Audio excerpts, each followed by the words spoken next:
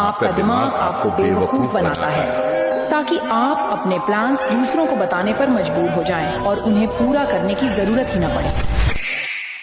सुनने में अजीब लग रहा है, मानो या न मानो, आपका दिमाग आपकी सक्सेस की परवाह नहीं करता। ये सिर्फ आपको जिंदा रखने और एनर्जी बचाने के लिए डिजाइन हुआ है। जब आप किसी को अपने प्लान्स बताते हो तो आपका दिमाग वही केमिकल्स रिलीज करता है जैसे आपने उन्हें पहले ही अचीव कर लिया हो। आपका दिमाग रियलिटी और इमेजिनेशन के बीच फर्क नहीं कर पाता। इससे आपको ऐसा लगता है जैसे काम हो चुका है और आप बिना समझे ही उस प्लान को पूरा करने की मोटिवेशन खो देते हो।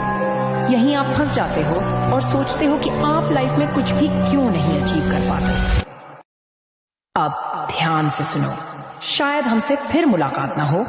ज्वाइन करो कोर माइंड और सीखो लोगों को कंट्रोल करना।